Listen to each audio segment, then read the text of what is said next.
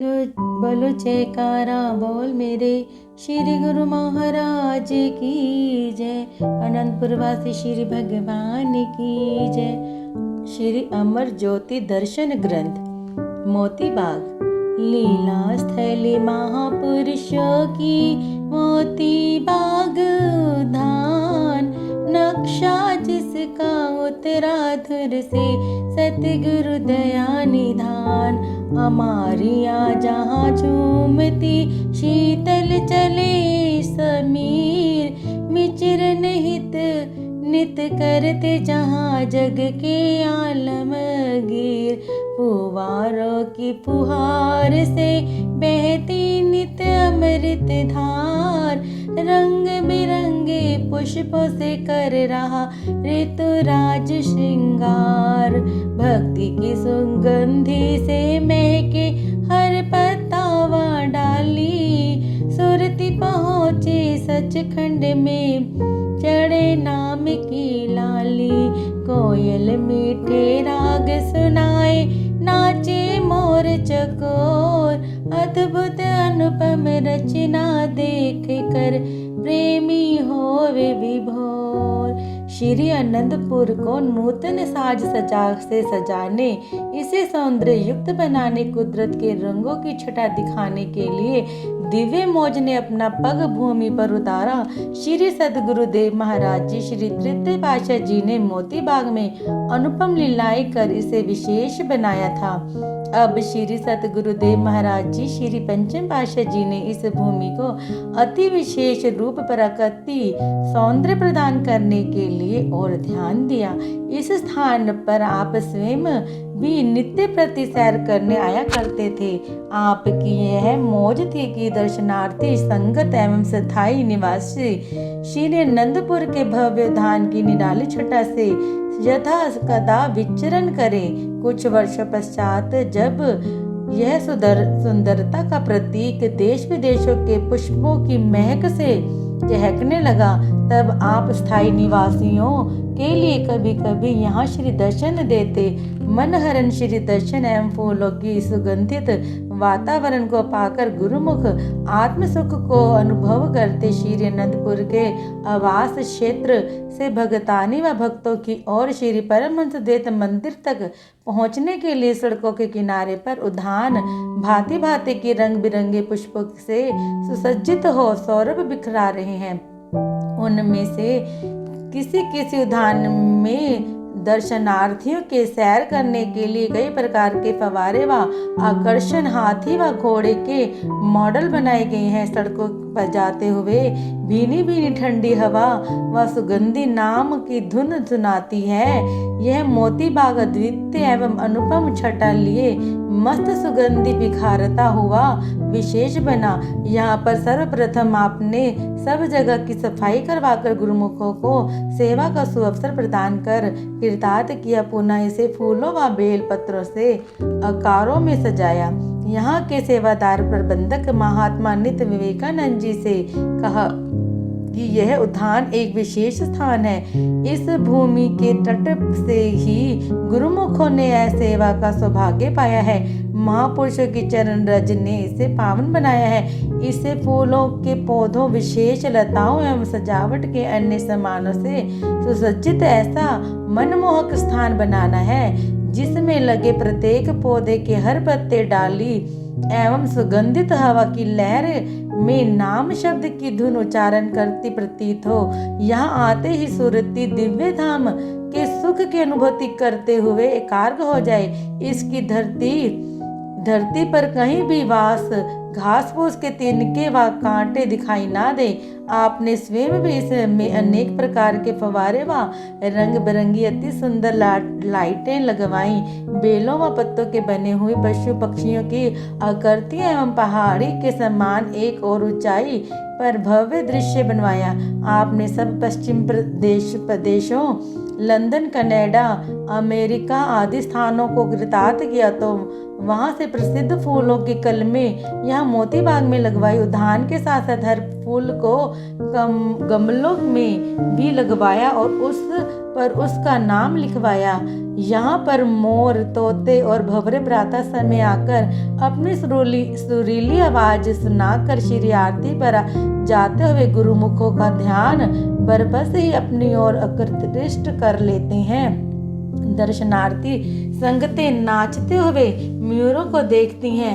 अमारियां की ठंडी हवा एवं कोयल के मधुर मधुर कू की आवाज सुनती है तो अनायास ही उनके मुख से निकलता है कि योनि चाहे कोई भी हो, परंतु महापुरुषों के दरबार में उनका सानिध्य पाकर हर कोई खुशियों से फूला नहीं समा रहा। स्थायी निवासियों को आपने कई बार मोती बाग में श्री दर्शन देके कृतार्थ किया। एक बार दोपहर को लगभग 11 बजे सभी गुरुमुखों के लिए श्री दर्शन खुले। भक्तजन कई बार भक्ति प्रेम के सराबोर नाटकियों श्री चरणों में प्रस्तुत करते। इस अवसर पर भी कुछ भक्तजनों ने ब्रह्मा जी, शिव जी, देवऋषि नारद, देवराज इंद्र एवं ऋषि मुनियों के वेश धारण किया। यह सब देवता प्रभु दर्शन के लालसा लिए मोती बाग के द्वार पर खड़े थे। सभी भक्ता महात्मा जन भी उसी द्वार पर अंदर प्रवेश कर रहे थे। एक भक्त जी को ब्रह्मा जी इनके ने विनय की कि यह चारों वेद श्री चरणों में भेंट करना चाहते हैं और इसीलिए श्री दर्शनों के लिए आज्ञा चाहते हैं। भक्त जी ने कहा कि आप वेद भेंट करेंगे, परंतु किसके लिए? हमारे महाप्रभु श्री परमहंस दाता दयाल जी सभी विद्याओं के सागर हैं, सिरमौर हैं। सागर को बूंद की क्या आवश्यकता? हम भक्तों को उन्होंने एक ही शब्द में समस्त वेदों का सार शब्द समझा दिया है। हमें और अधिक जानकारी या पढ़ने लिखने से अब कोई सरोकार नहीं। एक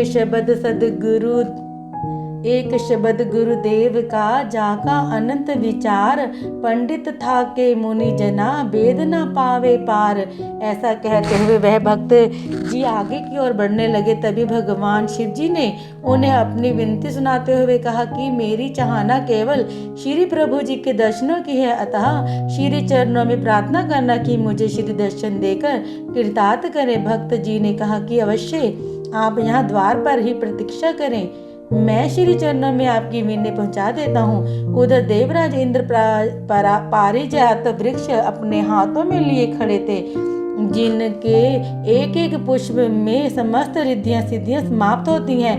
उन्होंने भी एक भक्त जी से विनय की कि इस वृक्ष को श्री चरणों में भेंट करना चाहते हैं।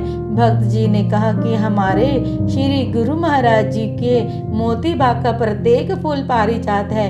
ऐसा कहते हुए वह भक्त जी भी मोती बाग में चले गए। भक्तजन परस्पर चर्चा करने लगे कि ये कौन अनजान व्यक्ति आज यहाँ पर आ गए हैं। कोई स्वयं को ब्रह्मा जी, कोई शिव जी और कोई मुनि नारद और कोई देवराज इंद्र बता रहे हैं। लगता है कि ये सब देवता आज एकत्र होकर यहाँ आए हैं और इन्हें अंदर आने की श्री आज्ञा प्राप्त नहीं हुई। इस प्रकार परस्पर वार्तालाप करते हुए कुछ ही देर में श्री प्रभु जी की कार मोती बाग के द्वार पर आ गई। कुछ भक्त एवं भक्त महात्मा जन भी साथ थे। श्री प्रभु जी मुस्कुराते हुए कार से नीचे उतरे और गुरुमुखों को फरमाया कि आप सब अंदर की ओर प्रस्थान करें। तत्पश्चात उन सभी देवता व ऋषि मुनियों को पास बुलाकर फरमाया कि घबराओ नहीं, अभी थोड़ी देर बाद आप सबको भी अंदर बुला लेंगे, तब आप अपना भाव प्रकट कर लेना। श्री दर्शन खोले। गुरुमुखों ने आनंद व खुशी से झूमते हुए भजन बोले। तब आपने फरमाया कुछ प्रेमी बाहर खड़े हैं, उन्हें अंदर बुला लो। श्री आज्ञा पाकर वे सब अंदर आए। द्वार पर प्रतीक्षा करते हुए उन्होंने भक्तों को श्री आज्ञा के लिए जो विनय की वह भी सब कह सुनाई। अब श्री दर्शन के अनुपम नजारे एवं श्री कृपा को पाकर विनय कि प्रभु हमें भी अपने पावन श्री चरणों में स्थान दीजिए। एक भक्त जी ने भजन आरंभ कर दिया। जय मैं होंदा दात्या मोर तेरे बागादा। श्री वचन हुए। सभी देवी देवता ऐसे मनुष्य जन्म को पाकर प्रभु के साकार रूप के दर्शन करने को ललाहित रहते हैं। सब ने नाटक में देख ही लिया है कि मनुष्य जन्म को पाकर अब आत्मा को परमात्मा से एकाकार करके लक्ष्य को पाना है। नाम की कमाई एवं भक्ति के साधनों से सतर्क रहकर उन्नति करनी है। मोर चकोर पक्षी तथा पेड़ पौधों ने मोती बाग में जगह इसलिए पाई है ताकि महापुरुषों के वातावरण में आने से इनकी 84 लाख योनियां यहीं पर इसी योनि में ही कट जाए। बोलो जयकारा बोल मेरे श्री गुरु महाराज की जय। गुरुमुखो श्री आनंदपुर दरबार भक्ति के लक्ष्य को उपलब्ध कराता है। श्री परमहंस महान विभूतियों ने इसे तपस्या से परिपूर्ण कर मंजिल पर पहुंचने के लिए बेमिसाल रचा है। यहाँ पर गुरुमुख प्रेमी पूर्वलय पुण्य अर्थात कर्म धर्म यज्ञ तप आदि सीढ़ियों को पार करके आए हैं। भक्ति की यह सीढ़ियां आखिरी सीढ़ी है जिस पर चढ़कर जीवात्मा सदा सदा के लिए परमात्मा से एकाकार होकर उससे मिल जाएगी, आवागमन के चक्र से छूट जाएगी। इस लोक में आनंद सुख से जीवन व्यतीत करते हुए परलोक में सवार लेगी। महापुरुषों की वाणी है, जिन नाम ध्याया गए मसक्कती घाली, नानक ते मुख उजले केती छूटी नाली। महापुरुष बार बार इसी बात पर जोर देते हैं कि भक्ति करो, सेवा करो, भजन सिमरन करो, यही अपना काम है। यह अनेक प्रकार की रचना एवं दृश्य इसलिए कि गुरुमुखों के लिए बनाए जाते हैं ताकि बाहर कहीं घूमने की आवश्यकता ही ना पड़े। यदि कभी जाना भी हो तो इस वातावरण से स्वयं भी आनंदित रहोगे और इसकी महिमा करते हुए दूसरों को भी आनंद प्रदान करोगे। तत्पश्चात नाम का महत्व समझाकर सबको नाम का सिमरन करवाया। सभी गुरुमुख जन इन दिव्य श्री दर्शनों से कृतार्थ होकर अपने भाग्यों की सराहना करने लगे। श्री सद्गुरुदेव महाराज जी ने मोती बाग को विदेश के सभी फूलों एवं साज सज्जा से पूर्ण कर दिया। श्री तृतीय पातशाह जी के समय से महात्मा आत्मा अखंडानंद जी श्री अनंतपुर के अंदर की सेवा में संलग्न थे। इस समय से लेकर श्री सद्गुरुदेव महाराज जी श्री पंचम पातशाह जी के समय तक अपनी सेवा एकनिष्ठ होकर कर रहे थे। कुछ महात्मा जन एवं भक्त जन जो श्री सतगुरुदेव जी महाराज जी के पास अंदर की सेवा में थे, वे सब श्री प्रयागधाम, श्री संत नगर तथा कुछ एक विदेश के में साथ जाते रहते थे, परंतु यह महात्मा जी श्री आज्ञा अनुसार श्री अनंतपुर में ही रहते थे। उन्होंने स्वयं कभी भी साथ जाने के लिए विनय नहीं की। श्री सतगुरुदाता दयाल जी अपनी मौज से इन्हें एक बार श्री प्रयागधाम तक, एक बार श्री संत नगर ले गए। महात्मा जी ने एक पूर्ण सेवक का परिचय दिया। संतों की वाणी है, दादू साई रख सखिया सुमिरन कीजिए, साई सरीखा गावे, साई सरीखी सेवा कीजिए, तब सेवक सुख पावे। संत दादू दयाल जी महात्मा जी से कई बार अंदर वाले सेवक पूछते थे कि महात्मा जी क्या आपके मन में कभी भी श्री सद्गुरुदेव महाराज जी के साथ जाने की लालसा उत्पन्न नहीं होती? वे अन्य स्थानों पर अपने दिव्य दर्शनों और लीलाओं से निहाल करते हैं। महात्मा जी का एक ही उत्तर होता था कि मुझे केवल श्री आज्ञा में रहना है, श्री प्रभु जी सदा मेरे अंग संग है। एक बार श्री सद्गुरुदेव महाराज जी ने उनकी अचल निष्ठा का प्रमाण इस प्रकार दिया। आपने मोती बाग के प्रबंधक महात्मा जी को कहा कि मोती बाग में सब प्रकार के फूलों के गमले लाकर आनंद सत्संग भवन में रात्रि तक रख दे। ध्यान रहे कि कोई भी फूल यहाँ लाने से रह न जाए। मोती बाग के सभी गमलों को श्री सत्संग भवन में लाए गए। दूसरे दिन प्रातः श्री आरती से कार अंदर पहुंची। महात्मा आत्मा अखंडानंद जी गेट खोलकर वहां दंडवत करते और श्री दर्शन एवं आशीर्वाद पाते। उस दिन श्री सद्गुरुदेव महाराज जी ने कार को वहीं रुकवा दिया और स्वयं नीचे उतर कर फरमाया, महात्मा जी हमारे साथ चलो। ऐसा कहकर उन्हें आनंद सत्संग भवन में साथ ले गए। वहां जाकर एक एक गमले के पास जाकर उस फूल का नाम पढ़कर महात्मा जी को फरमाने लगे, आत्मा खंडानंद जी यह स्पेन का बगीचा है। इस प्रकार Indonesia, London, Dubai, Toronto, America, Madrid, Los Angeles, Singapore, Mysore, Bangalore इत्यादि सब स्थानों के पुष्पों को कर कमल लगाकर दिखाते गए। अंत में महात्मा जी से कहा, महात्मा जी, किसी ने भी सब जगह की सैर नहीं की होगी। हमने देश विदेश की यात्रा आपको यहीं करवा दी है, कैसे ठीक है? महात्मा जी दंडवत कर विनय की। महात्मा जी ने दंडवत कर विनय की, प्रभु आपने मुझे केवल पुष्प ही नहीं अपितु हर स्थान के दृश्य भी दिखा दिए हैं। कृपा निधान ने इतना कष्ट एक तुच्छ सेवक के लिए किया, मैं ऋणी एवं आभारी हूँ। मुझ पर कृपा दृष्टि बनाए रखना। श्री वचन हुए, महात्मा जी यह तुम्हारी अचल निष्ठा का परिणाम है। महात्मा योग सत्यानंद जी साथ थे। उन्होंने विनय की, प्रभु आपकी लीला अपरंपार है। आपने कैसे महात्मा जी को कुछ ही पलों में सब जगह का भ्रमण करवाकर सब दृश्यों का अवलोकन भी करवा दिया। ऐसे ही एक बार मोती बाग में सैर करते हुए आपने संग चल रहे सेवादारों को एक स्थान पर रोककर फरमाया कि यहाँ से आगे मत आना। स्वयं अकेले कुछ दूर आगे चले गए। वहां पर हिरन का नन्हा बच्चा आकर खड़ा हो गया। आपने अपने कर कमलों से उसे कुछ खिलाया, पुनः शीश पर कर कमल रखकर सहलाया। उससे वह कुलाचे मारता हुआ बाहर निकल गया। सेवादारों ने विनय की, महाराज यह कहाँ से आया और कहाँ चला गया? आपने फरमाया, श्री अनंतपुर की धरती के आबाद होने से पूर्व जब यहाँ जंगल था, यह अपने परिवार सहित यहीं पर रहता था। यहाँ से सब वृंदावन में पहुँच गए। यह पुरानी रूह थी जो पुनः यहाँ आई और अब इसी जन्म में इस योनि को काट कर सेवा के लिए यहीं आएगी। आप प्रातः साय मोती बाग में सैर करते एक बार फूलों की क्यारियों के पास आकर आपने सेवकों से पूछा, तुम फूल कैसे तोड़ते हो? देखो इन सब फूलों में पूरी कलियां ही निकली हुई हैं। इन सब फूलों की पूरी कलियां ही निकली हुई हैं।